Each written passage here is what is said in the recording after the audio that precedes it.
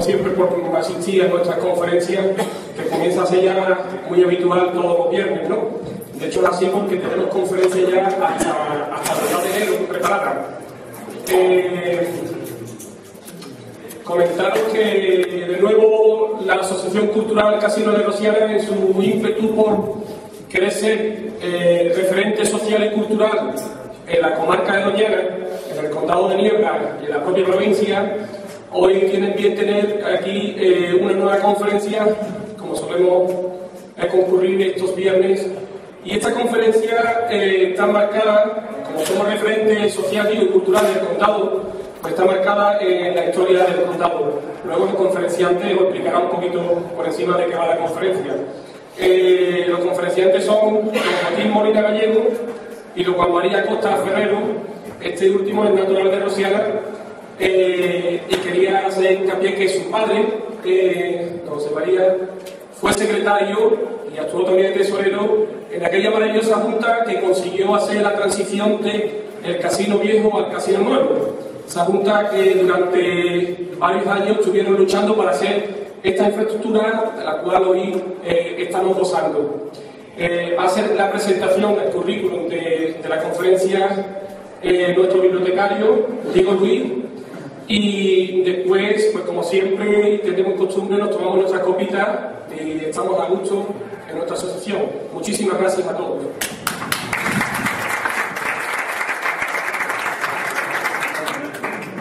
Bueno, lo primero de todo, agradecer a los que habéis venido, especialmente a los que vengan de Niebla, que han hecho el esfuerzo de venir.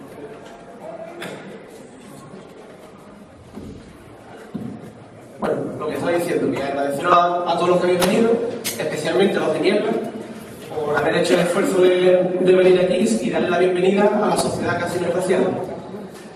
Quería hacer un inciso especial en los agradecimientos y darle las gracias en especial a Ángel Becerra, amigo de la familia, y que ha sido el que nos ha apoyado para hacer esto y el que me dio la pista para traer tanto a Joaquín como a Juan María. El proyecto de conferencia nace con el propósito de estrechar lazos con otros pueblos de la comarca con los que Rosiana tiene especial relación y a la vez darle mayor proyección a la sociedad Casino de Rosiana dentro de la comarca. Niebla, como capital del condado y como pueblo con un especial interés artístico y cultural, pues consideramos que debería ser el protagonista, aunque no va a ser el único protagonista de todo esto. No, para hablar de esto, hemos tenido los dos más implicados, porque son personas que han hecho estudios sobre la misma. La conferencia, más que una charla sobre la historia del condado en el sentido amplio de la palabra, se va a centrar en la figura de Ellen Wishart, mujer idealista, inglesa y polifacética, que en pleno auge económico de la región y en un momento en que se le dio por parte de las autoridades locales una especie de empuje para preservar el patrimonio y todo lo concerniente al patrimonio histórico y cultural de nuestro pueblo, se dedicó a recopilar información y sacar a la luz detalles que no tenían la suficiente divulgación, que podía haber quedado en el olvido y ella se encargó de divulgar. La conferencia será protagonizada por Joaquín Molina Gallego y Juan María Costa Ferrero. Joaquín Molina Gallego es natural de Niebla, maestro especialista en educación primaria, máster en patrimonio histórico y cultural. Ha realizado trabajos de investigación sobre Elena Wishart y el patrimonio local con la calificación de sobresaliente. Ha sido coordinador de grupos turísticos relacionados con el patrimonio local en la Oficina de Turismo de Niebla y responsable del área de urbanismo, aspectos arquitectónicos y de aspectos patrimoniales de la ciudad de Niebla durante 4 años. Su interés en cuanto a investigación se centra en aspectos históricos, arqueológicos y pedagógicos, con especial incidencia en aspectos relacionados con Niebla y su patrimonio. A tal efecto, desde el ámbito docente, reúne una serie de publicaciones relacionadas con diferentes temáticas. Sobre el tema en cuestión, objeto de la charla de hoy, ha realizado un trabajo de investigación para la tesina del máster en patrimonio histórico y natural, para lo cual ha tomado la bibliografía y la tesis doctoral de Juan María Costa como referentes principales. Ese referente que él mismo cita es el compañero que está sentado a su izquierda y que imagino que muchos de aquí conoceréis. Juan María Costa Ferrero, natural de Rosiana, aunque afincado en Niebla desde hace muchos años. Es un reconocido maestro, especialista en ciencias humanas, licenciado en Geografía e Historia, doctor cum laude en Historia. Aparte de su actividad como docente, ha desempeñado las siguientes funciones: miembro de equipo directivo en varios centros educativos de la provincia, jefe del Servicio de Gestión de Personal de la Delegación de Educación de Huelva, inspector de Educación de la Delegación Provincial de Huelva durante 3 años, coordinador provincial de Educación Permanente, jefe del Departamento de Planificación Educativa de la Delegación de Educación desde 2008. Su interés en investigación se centra en aspectos de las ciencias sociales, historia, arte y costumbres populares, temas educativos o referidos a la comarca del Condado, especialmente la ciudad de Niebla y su patrimonio histórico monumental, sobre el que tiene diversas publicaciones. Sobre el tema objeto de la charla de hoy, ha realizado una investigación continuada durante más de 15 años.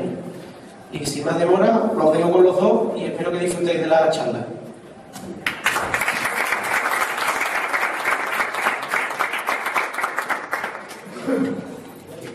Muchas gracias. Muchas gracias por la invitación para participar en este ciclo de charlas. No sé si se escucha bien, en este ciclo de charlas, y de compartir un rato con todos vosotros. Bien, la evolución histórica de nuestro territorio, el Condado, se da una serie de características que pueden haber marcado el comportamiento de sus habitantes en los aspectos políticos, culturales, sociales y económicos.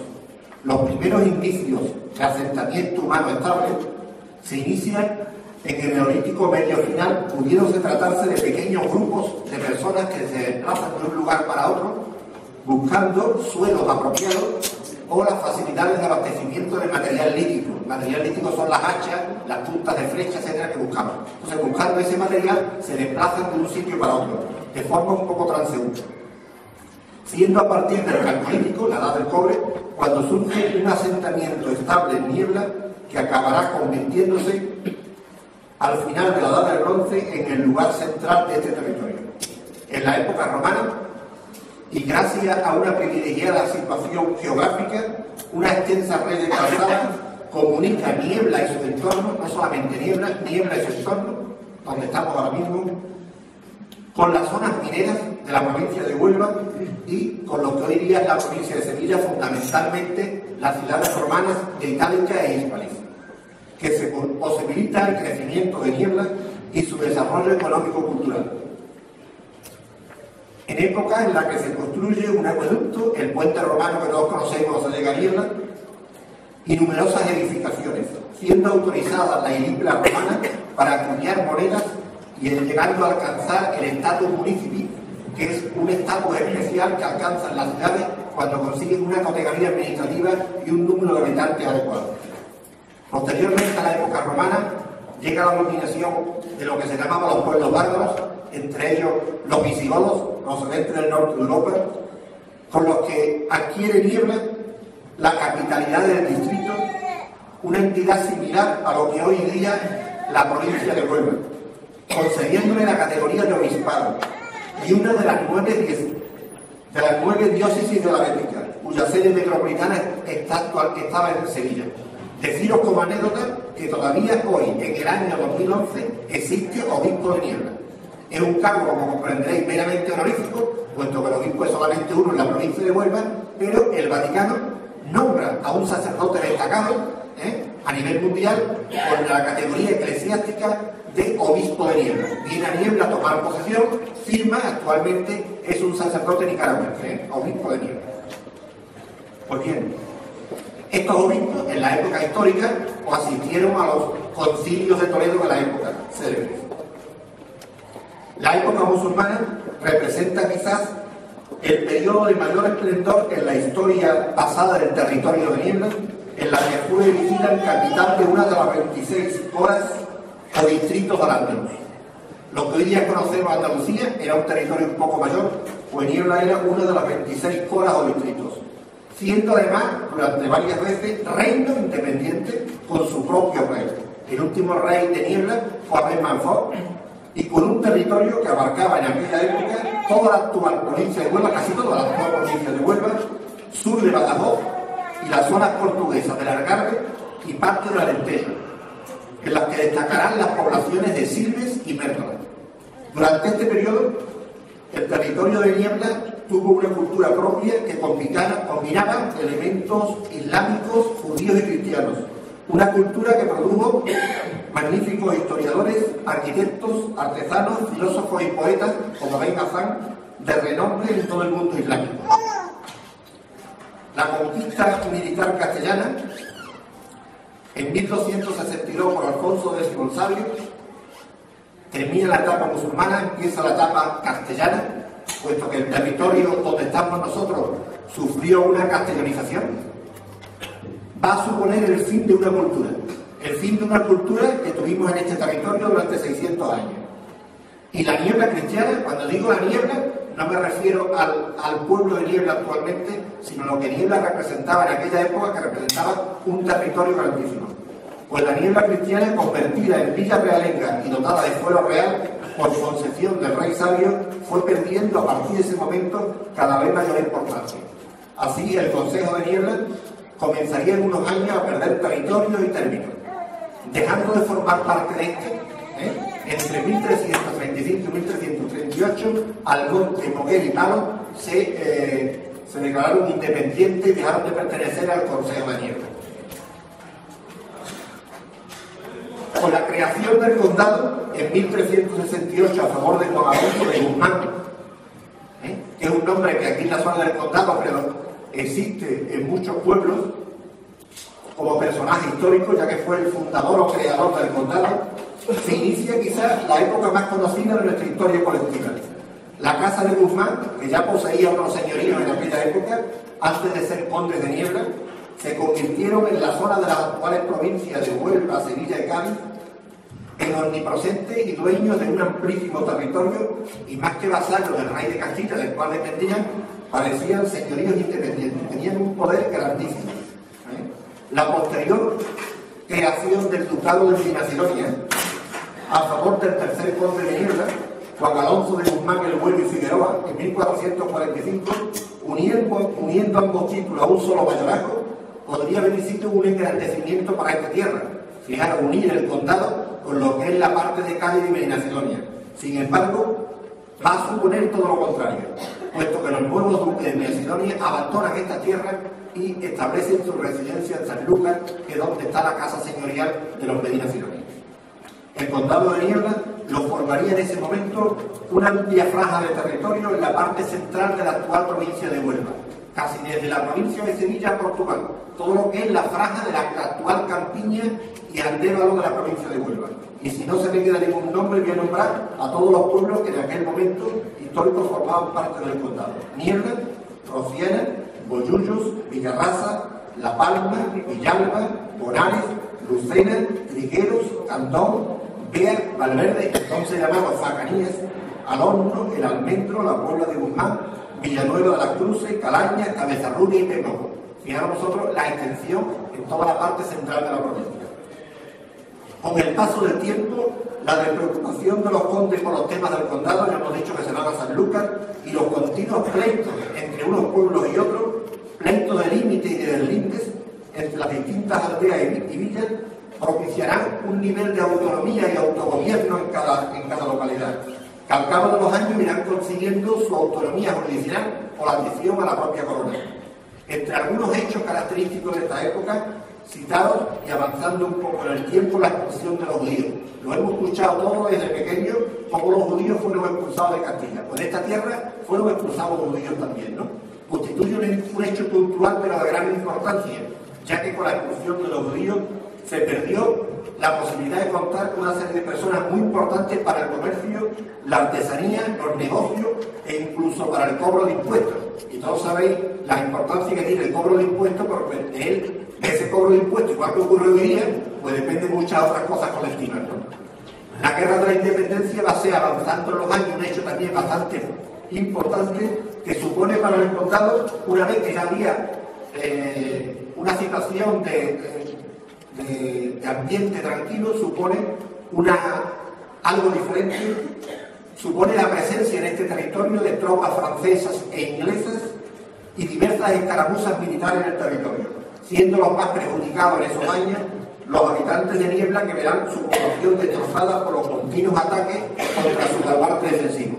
Muchos de los que estáis aquí, que sé perfectamente que también soy rociero, recordaréis la anécdota o algo realmente importante durante la Guerra de la Independencia, la amenaza de muerte que 250 varones del monte tenían la condena a muerte a una bañera del día siguiente.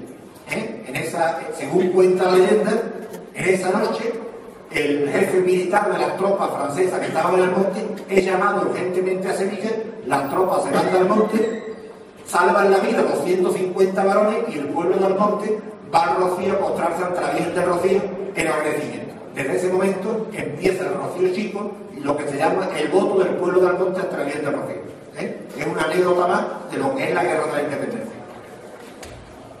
Con la Constitución de 1812, que ahora vamos a celebrar su aniversario, conocida como la Pepa, acaba la Guerra de la Independencia y se hace la primera Constitución de España, la Constitución de 1812. Pues bien, con esta Constitución se suprime la jurisdicción de los señoríos, los dictados de vasallos y vasallajes y las prestaciones reales y personales del mismo ello.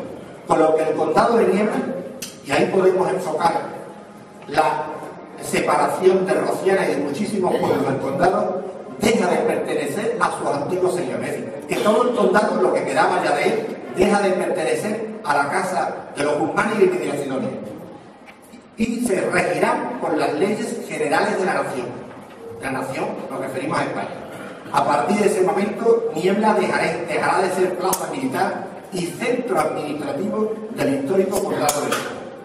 Posteriormente, el gobierno de la nación promulga un decreto en el año 33 donde se establece la actual división administrativa provincial. Y Niebla, que estaba por su historia llamada a ser la capital de la provincia, no estaba ya en esos momentos en condiciones de pugnar por la capitalidad provincial. Hay otras localidades de la provincia de Huelva que aspiran, como Ayamonte, Aracena, Noguer y Huelva, siendo, como ya todos sabemos, Huelva la que conseguiría la capitalidad provincial.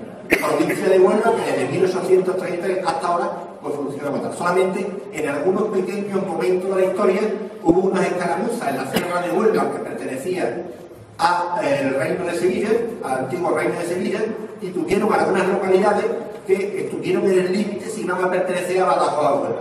Y el extremo de la provincia de Huelva, del condado, con el límite de la provincia, empezando en La Palma y los pueblos de Villalba y Manzanilla, tuvieron a finales del siglo XIX un intento también de acercarse a Sevilla. No querían estar en Huelva. Eso es un hecho histórico demostrado que se celebró hasta un plebiscito en La Palma para incorporarse a la provincia de Sevilla. El plebiscito que ganaron, pero el gobierno no lo permitió. Y desde entonces, como una sorpresa, y me perdone si hay alguien de La Palma, forman parte de la provincia de Huelva.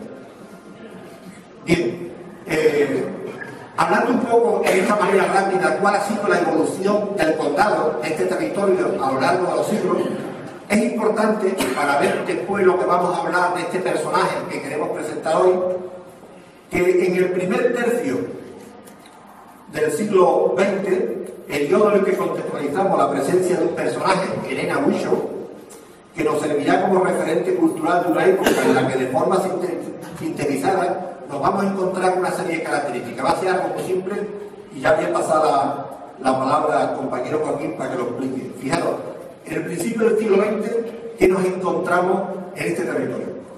Aspectos que afectan a toda España, pero que tienen su consecuencia también en el condado. Por una parte, el inicio de la monarquía de Alfonso XIII. Llega al poder en 1902, es menor de edad, su madre tiene que actuar como regencia. Un país, además, España, que había perdido unos años antes, solamente 3 años antes, 1902, llega a la corona. En el año 1898 se había producido la pérdida de las Filipinas y la pérdida de Cuba. Por tanto, un país que antes era casi un imperio y España se convierte en un país casi sin posesiones coloniales. Solamente nos quedaba ya Sideín y el Sahara, que duraría unos años y después tampoco quedaría. Pues bien, la constante guerra con Marruecos es otro tema latente en la actualidad política del momento, en la que la sociedad lo tiene que sufrir, la gente que tiene que ir a la guerra a Marruecos, la sociedad contestataria de que no estaba de acuerdo con este tema, y provocaba amplios sectores, amplias protestas de la población. Estamos en plena crisis del sistema monárquico, una monarquía constitucional que había traído de nuevo a España a Alfonso XII, y un político importante de aquella época, Cánovas, estableció una constitución en 1876 donde establecía un sistema más o menos la alternancia política, que unos años gobernaba un partido y otros años otro, ¿no? Pues esto estaba ya plenamente decadente, ya hacía agua por todos lados. Surge en el año 30 la dictadura de Primo de Rivera, primero la dictadura militar y después la dictadura civil, y se producen tres hechos importantes del ambiente social de estos años. Nos estamos hablando de principios del siglo XX. Las aspiraciones autonomistas, hay regiones de España que proclaman su independencia. Fijaros que estamos en el 2011 y cosas dadas 100 años, pues hoy día lo hablamos, casi lo volvemos a hablar casi igual, pues ya ocurría hace 100 años. Las protestas sindicales, ya las organizaciones sindicales estaban en marcha y se produce algo luctuoso en la historia de España, como fue la Revolución de Asturias, que tuvo que ser sofocada a través del ejército. A la vez, avanzando solamente unos años, tenemos que en el 31 se proclama la Segunda República Española y en el 36 el inicio de la Guerra Civil. Junto a otros factores característicos de esta época, como es cómo estaba la población con una elevada tasa de natalidad, un analfabetismo abundante, muchísima inmigración del campo a la ciudad y entre las ciudades pequeñas a las grandes, una diferencia tremenda entre la España urbana y la España rural. Se hablaba en esos momentos, hay dos Españas, dos Españas completamente diferentes.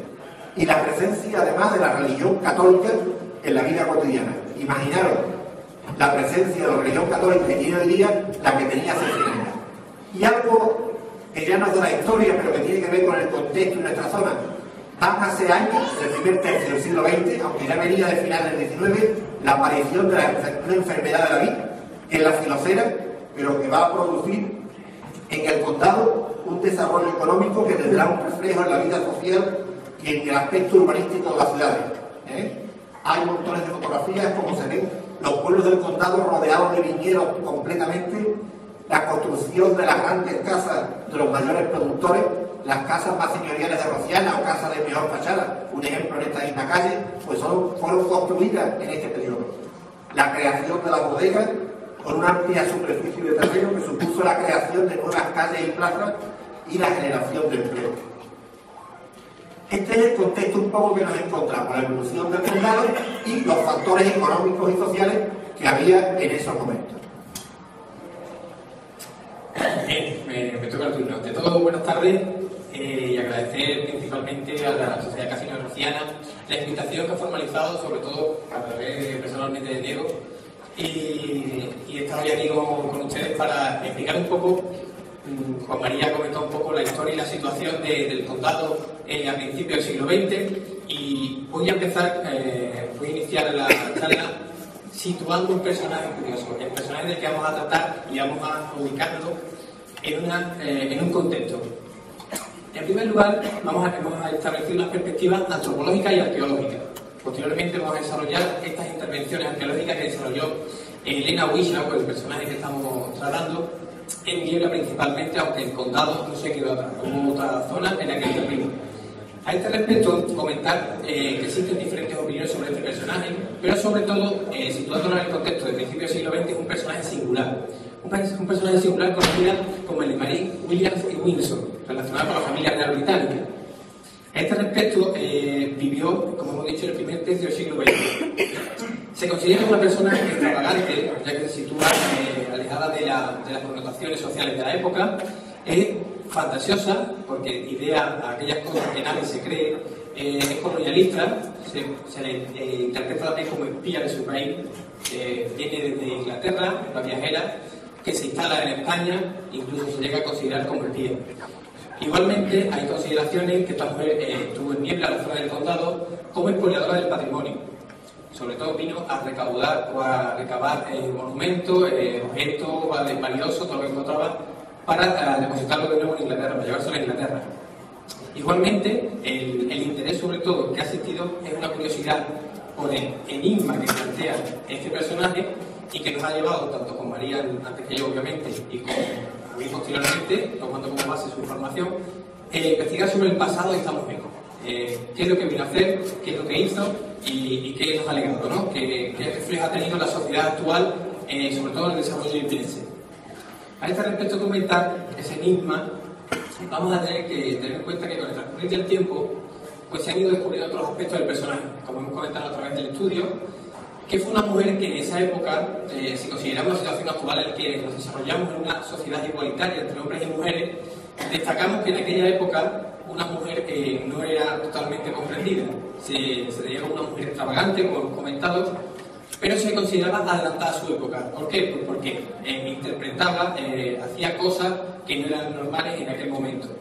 Igualmente, era una mujer atrevida, porque en una sociedad totalmente, digamos, una machista, o sociedad regida por hombres, ella era una mujer atrevida porque intentaba adelantarse e involucrarse en la sociedad de los hombres. Igualmente tenía un pensamiento ideológico que suscitaba también connotaciones, por lo cual igual que tenía mucha admiración, también tenía muchos inconvenientes.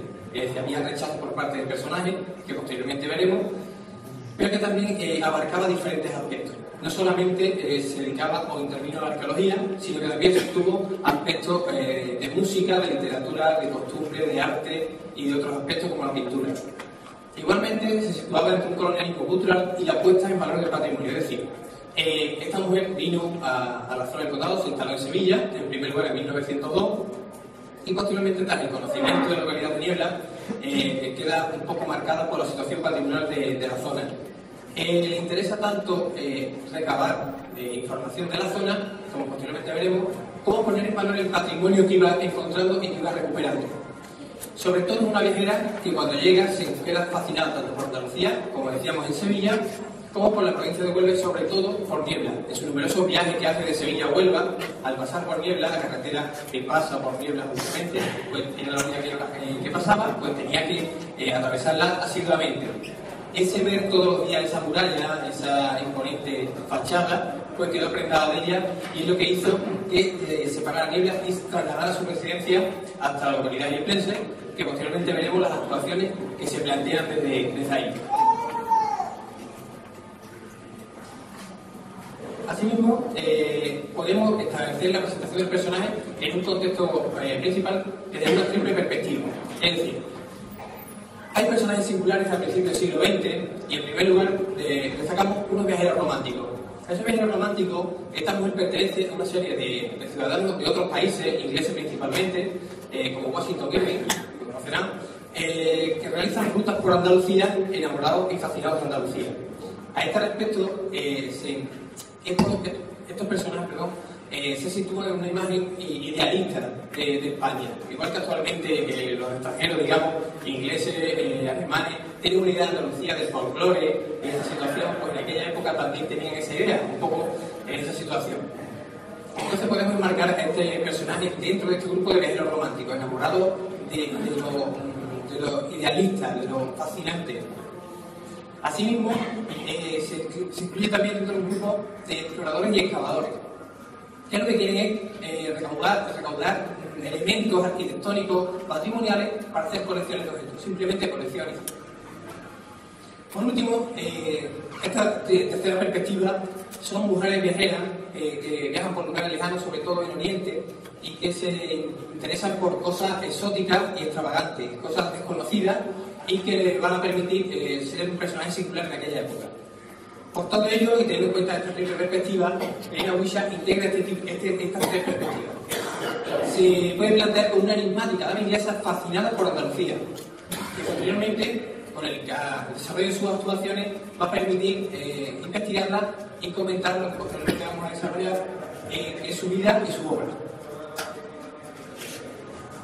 Entre ellas podemos destacar una de las primeras visitas de Elena Huixa a Niebla, entre las murallas, descubriendo aspectos desconocidos hasta ese momento, ya que la población de Niebla no estaba muy interesada en el patrimonio y por lo tanto ella llegó como una novedosa y fascinante mujer que se interesó por el patrimonio local.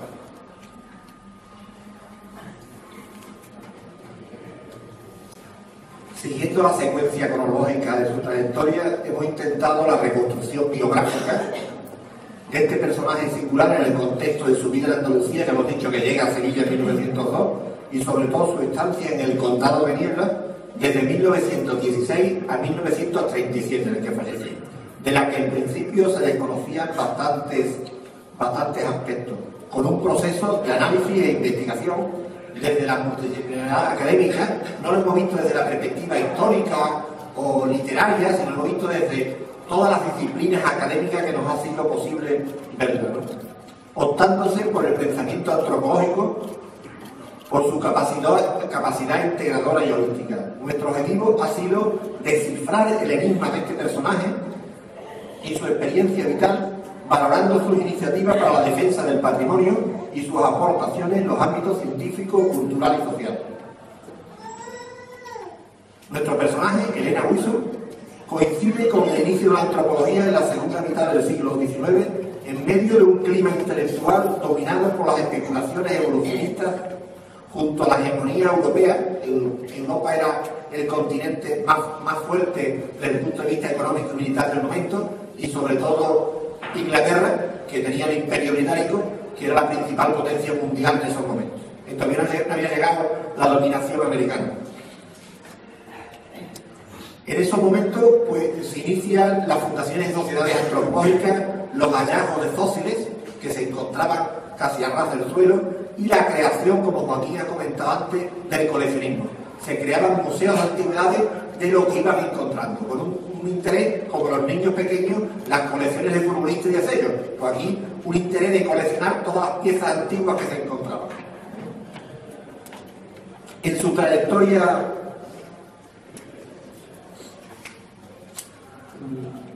quería comentaros que junto a todas estas sociedades que se crean en la época, ella forma parte de la Sociedad Española de Antropología, Tecnología y Prehistoria. Y en su trayectoria personal, deciros que su nombre completo es Helen William Windsor, conocida como Helena Huizo, y en el ámbito local de Niebla, conocida en su momento y recordada como la inglesa. El nombre era muy complicado, para la gente, la inglesa. Pues esta mujer nace en Gran Bretaña en 1857, formando parte de una privilegiada clase social identificada con los vientos culturales y sociales que soplaban en ese momento. Una mujer que desde su infancia se siente atraída por los libros de poesía, los libros de novela, los temas de arte, los libros de historia y de arqueología. Y muestra una gran afición al tema hispánico, tal como reflejaban los autores románticos que antes Joaquín ha comentado, autores ingleses, americanos, algunos franceses, que recorren España y sobre todo Andalucía, y después en unos libros escriben su realidad, que muchas veces era algo fantasioso, no se correspondía con la realidad. Pues ella era muy aficionada a la lectura de estos autores románticos, vinculándose con los aspectos culturales, sobre todo a partir de su matrimonio con Bernard Windsor.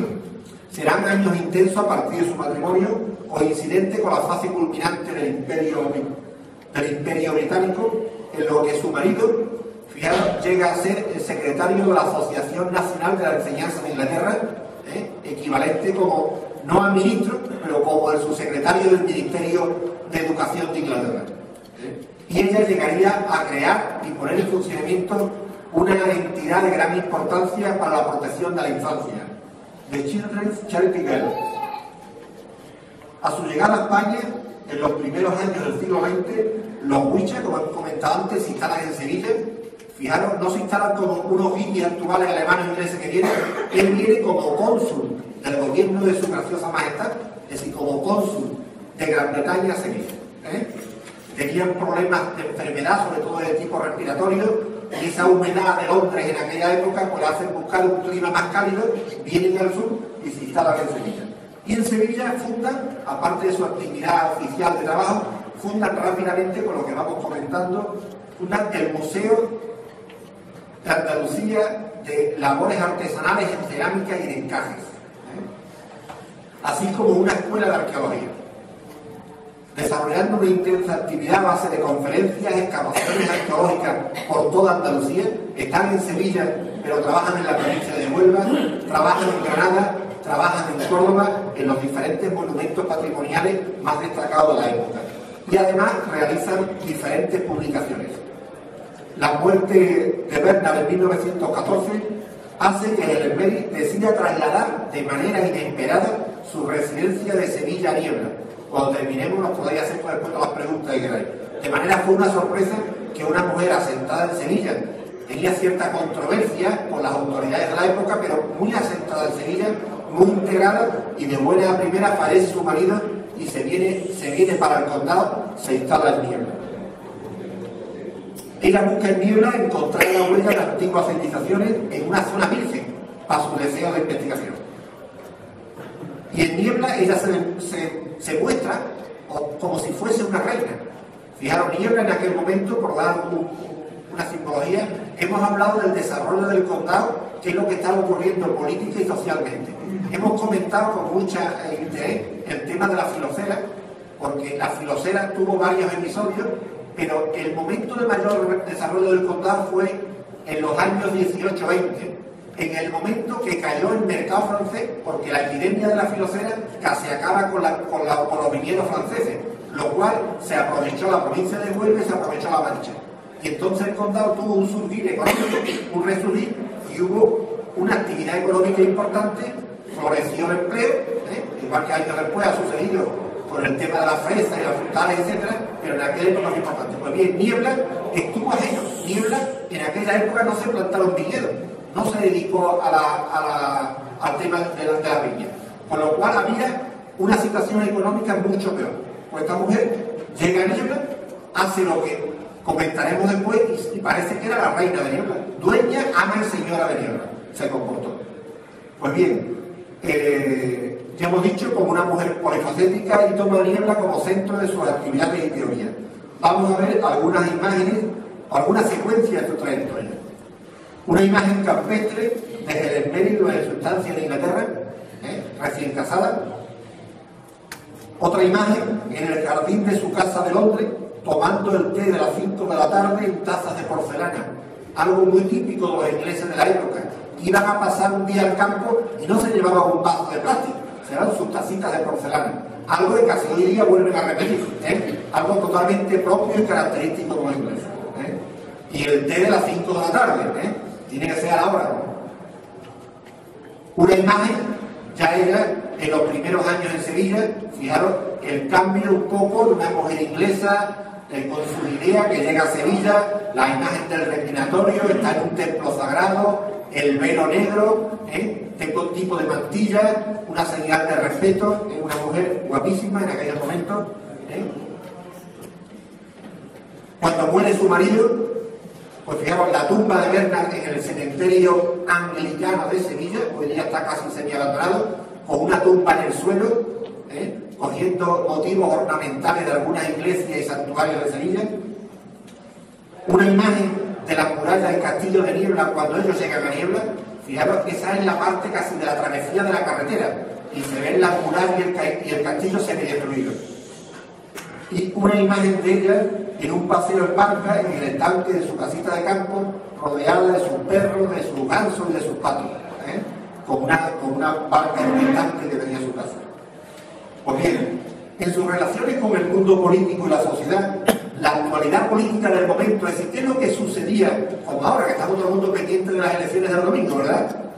Pues esta es una mujer que estaba constantemente informada y atenta a lo que pasaba. Cuando decimos, es un personaje singular porque no era propio que una mujer en esa época estuviese tan atenta, como después diremos, a lo que estaba sucediendo social, económica y políticamente en España en esos momentos.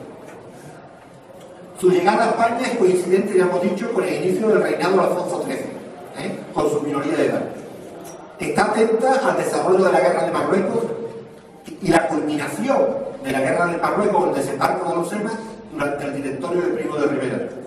Con la llegada de la República, pues sus amistades y apoyos se diluyen. ¿Por qué? Esta es una mujer que siente una gran atracción hacia Primo de Rivera y hacia la política, vamos a llamar, conservadora de la época.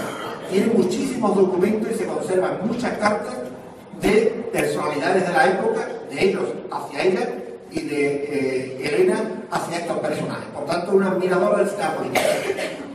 Cuando llega la República, pues sus amistades se van diluyendo, hay otro ambiente social y político en España y los apoyos económicos se diluyen también. Estará además muy atenta al inicio de la guerra civil, después comentaremos algo, atenta no, atentísima al 18 de julio del 36. Una mujer conocedora de que el golpe de Estado del 36 se iba a dar, totalmente conocedora y atenta con los principales protagonistas. siente una gran atracción hacia los lugares colombinos. Si hemos dicho que era una persona hispanista, que le gustaba todo lo español, ¿sí? y siente esa atracción hacia los escritores, pues lógico. En esta zona, entre Sevilla y Huelva, pues siente atracción hacia los lugares colombinos. Ella viaja a la Rábida, se entrevista con los monjes que están allí en el monasterio y crea en Niebla la Sociedad Colombina Iliplense. Unos años antes había creado en Huelva la Sociedad Colombina Onubense, que dirigía Marchena Colombo. Ella crea la Sociedad Colombina Onubense y hace una serie de actuaciones en Palo con diferentes excavaciones arqueológicas y restauración del monumento. Veremos aquí una de sus obras, un pequeño librito, Memoria con guía de los lugares colombinos, publicado en 1927 en inglés y en castellano.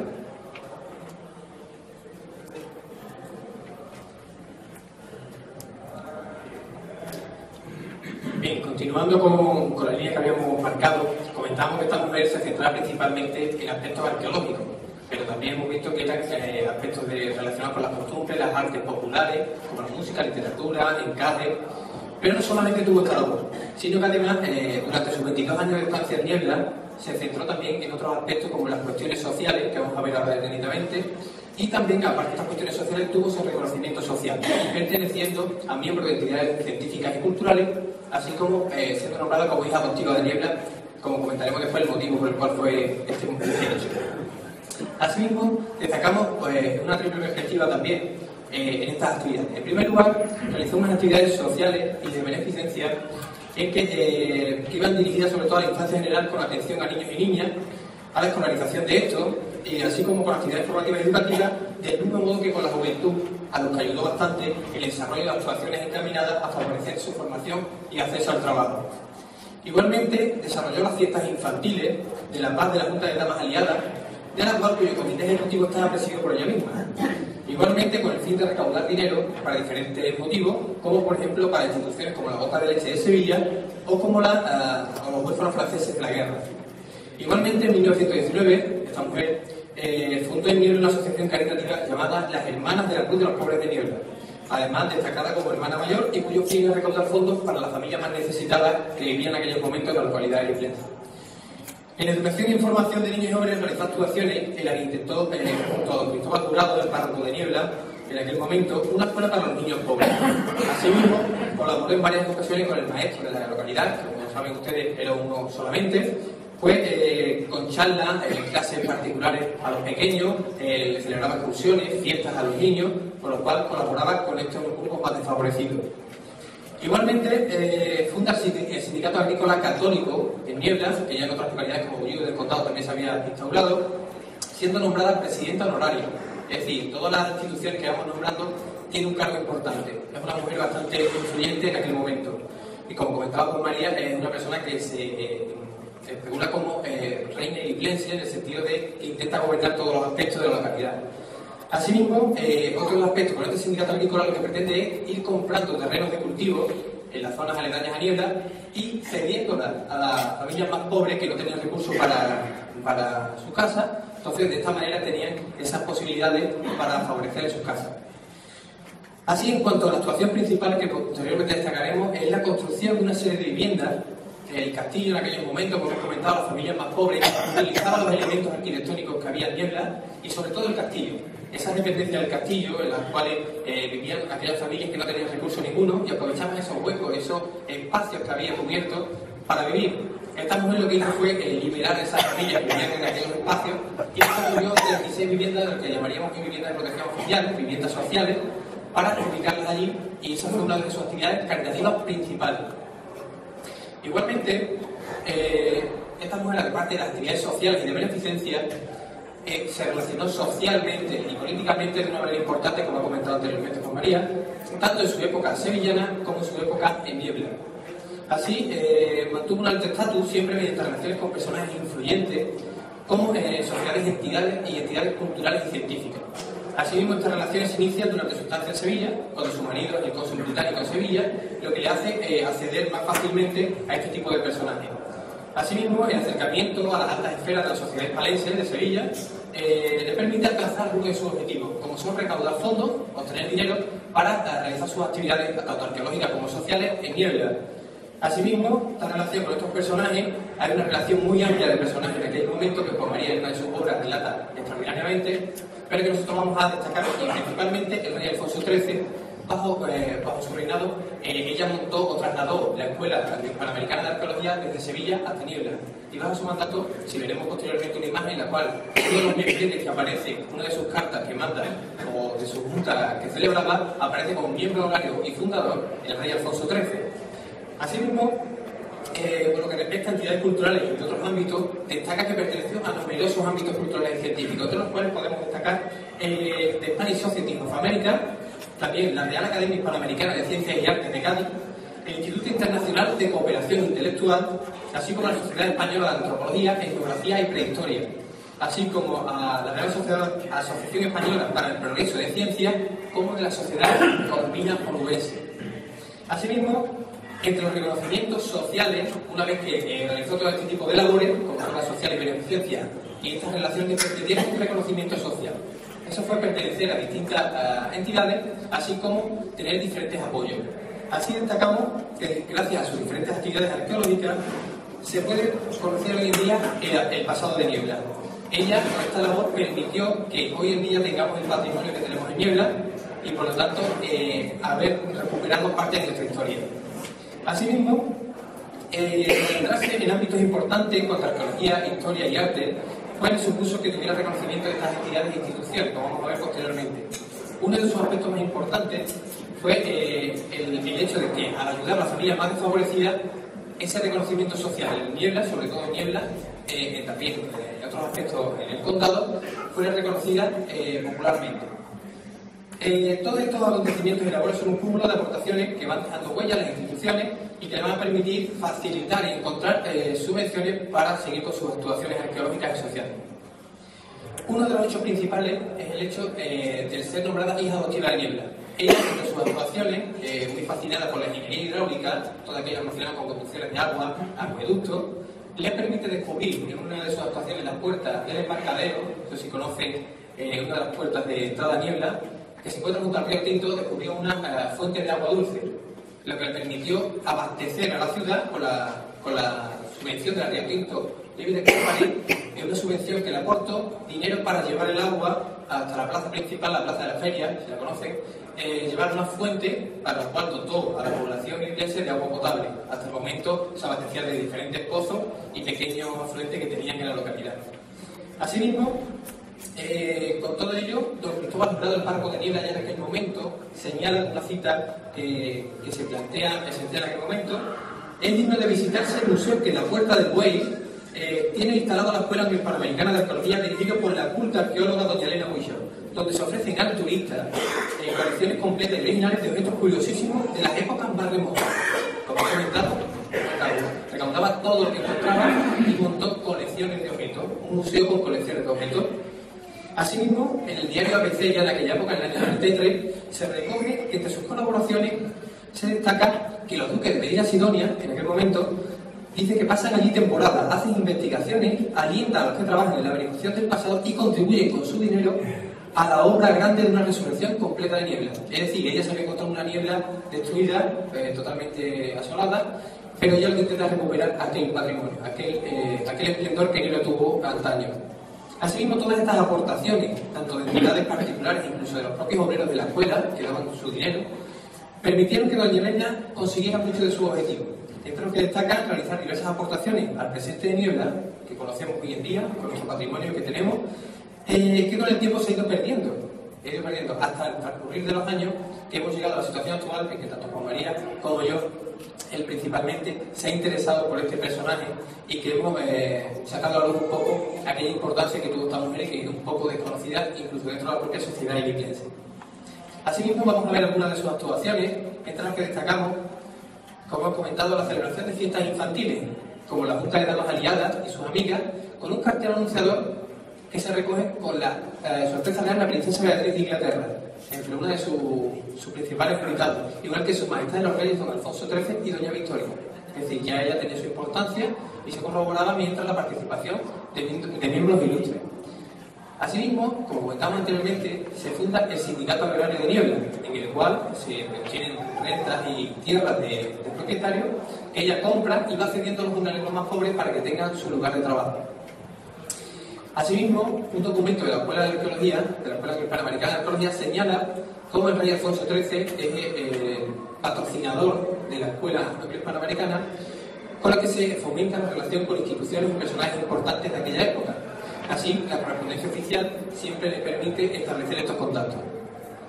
Asimismo, colabora, como hemos comentado, con escuelas locales, celebrando fiestas, participando en excursiones, dando clases altruistamente. Y aquí vemos una imagen con niños a principios de los años 30, en los cuales pues, se ve el reflejo de una sociedad necesitada y que ella colabora asiduamente para facilitar la labor de estos niños. Asimismo, como comentamos, su nombramiento como hija adoptiva de Niebla, ya en una de sus obras en 1929, Atlantis in Spain, que comentaremos a continuación, firma su libro como hija adoptiva de Niebla. Ese reconocimiento se lo da el Ayuntamiento en conmemoración al haber traído agua potable a la localidad. Aquí vemos una serie de mujeres, de niñas, que antiguamente, como saben ustedes, con los cántaros de agua se acudía a la fuente para llevar el agua a casa. Pues en la plaza de la feria principalmente se cogía el agua, entonces este hecho de traer el agua de un afluente principal hasta la plaza principal, pues se le nombró como hija adoptiva de Niebla.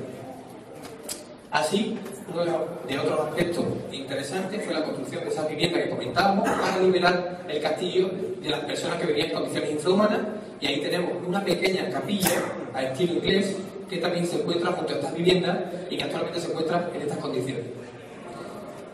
Y por último, también, entre otros aspectos, destacar su nombramiento como miembro de la Sociedad Española de Antropología, Etnología y Prehistoria, que se encuentra también en el Archivo Municipal de Niebla y que recoge la importancia que tuvo esta mujer dentro del ámbito social de aquella época.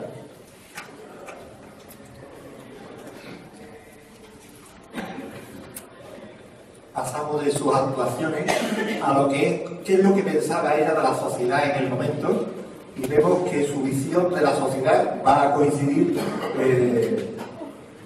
con diversas teorías de la época, teorías en el ambiente científico, como van a ser el difusionismo y el particularismo histórico. El difusionismo, para no profundizar, solamente es una teoría en la que dice que el desarrollo de un pueblo, de una cultura, de una civilización, viene dada por una situación de préstamo, como un elemento difusor de préstamo de otra cultura. Y de una cultura o de un pueblo a otro se ha ido desarrollando la historia. Esa es una particular visión de unos autores defendidos por la escuela inglesa y por la escuela alemana. Después, Helena Wilson sigue mucho una teoría que emite un antropólogo norteamericano, Frank Boas, del particularismo histórico, donde ella nos dice que una sociedad, un pueblo, una cultura ha copiado o ha cogido elementos trasladados de otro sitio, sino que tiene su singularidad. Entonces ella, para el estudio de un pueblo en concreto, pues coge un cuadro por enfoque, cogiendo elementos históricos, culturales, lingüísticos, económicos, sociales, etc. En cuanto a sus creencias, ella se siente atracción hacia unos tipos de creencias, fundamentalmente las sociedades secretas. Este tema es uno de los que comentábamos al principio, que ella en el comentario de la gente parecía que era espía, podía ser masona. Pues fijaros, hay dos tendencias relacionadas con las sociedades secretas. Sociedades secretas porque eran de dominio público, pero sus listas de afiliados se mantenían en extremo secreto y sus ritos o rituales también se mantenían secretos, tanto entonces como ahora. Ahora se conoce un poquillo más, pero entonces eran totalmente secretos. La historia nos ha demostrado como grandes autores literarios, científicos o presidentes de gobierno, o hasta reyes, han sido masones y teósofos. Pues bien, en la masonería, sin tener este personaje, Helena Wilson, una vinculación directa con la masonería, sí muestra un interés hacia sus postulados, sobre todo en lo concerniente a su vertiente filantrópica racionalista. Es decir, la filantropía es hacer las cosas, la actividad de manera altruista. y la defensa de la moral y el honor. Ella era muy defensora del tema de la moralidad pública y del honor. El honor era algo muy importante para ella, como su vinculación con los principios teosóficos, esotéricos y espirituales. Con respecto a la teosofía, se siente atraída por los postulados que estaban en boga en aquel momento. Hay una señora que escribe mucho en aquella época, Madame Blavatsky, y Helena Huicho es seguidora de esta corriente de opinión, donde se persigue la fraternidad universal, es decir, la igualdad universal, los principios un poco que puso en boga la Revolución Francesa, en las que además de su carácter pedagógico muestra Helena Huicho algunos elementos y pone en vigor este principio teosófico y llega a publicar un pequeño folleto junto a su marido sobre lo que ella pensaba que debía ser el comportamiento de las personas. A la vez, sus creencias religiosas ella forma parte de muy joven de un entorno social y cultural protestante. Ella en Inglaterra no era católica. Sabéis que el cristianismo se divide en tres grandes corrientes de pensamiento: cristianismo católico, cristianismo protestante y cristianismo ortodoxo. Pues ella era cristiana protestante, o por lo que se conoce más hoy día como anglicana, donde se fomentaba mucho el estudio de la Biblia, produciéndose con su llegada a España una evolución del protestantismo al catolicismo. No hemos llegado a descubrir si esa evolución del protestantismo al catolicismo fue una conversión real, sincera, o fruto de las circunstancias al estar viviendo en una sociedad, podríamos llamar tradicional, con una alta vinculación con lo que era la Iglesia Católica, ¿no? Pero sí es verdad, ella se declara en su testamento como casi católica, apostólica y romana, totalmente, ¿no? Sin embargo, en su juventud pues era protestante. En la ideología política, pues ya os lo imagináis porque lo hemos dicho antes, se siente identificada con los principios victorianos, ingleses, y con la derecha conservadora. Con los dirigentes de la derecha conservadora tiene una amplísima correspondencia, tanto desde el punto de vista académico como con políticos del momento. Muchísima correspondencia. En nuestro criterio, esta relación o identificación en sus creencias con las sociedades secretas, las creencias religiosas y la ideología política la van a marcar profundamente. Esta es una mujer que en su vida personal y en su aportación científica va a tener una gran importancia este esquema de creencias. Y a partir de este sistema de creencias, ella va a montar un poco todas sus teorías, o parte de sus teorías. Por tanto, muy influenciada. Desde el punto de vista del interés antropológico, en un personaje que ya hemos dicho que es singular, para nosotros un personaje único, polifacético porque se dedicó a muchísimas cosas, pues va a destacar su trayectoria y muchas de sus activaciones se van a desarrollar a través del Museo de Antigüedades y de la Escuela de Arqueología que fundó primero en Sevilla y que después trasladó a Lima, y que no solamente trasladó, sino que donde se consolidaron ambas instituciones y donde lograron un realce grande fue ya estando en Lima.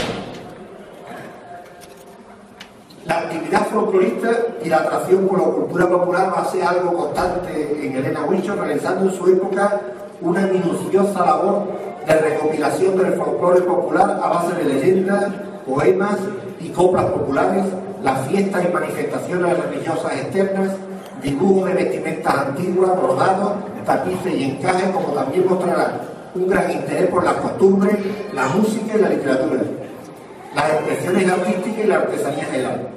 Lleva a cabo numerosas actividades relacionadas con la investigación histórica, trabaja mucho la historia, los hallazgos arqueológicos, como he dicho antes, estudios sobre las diversas culturas, la restauración de monumentos, y colabora en numerosos periódicos y revistas de la época donde vierte sus teorías y descubrimientos.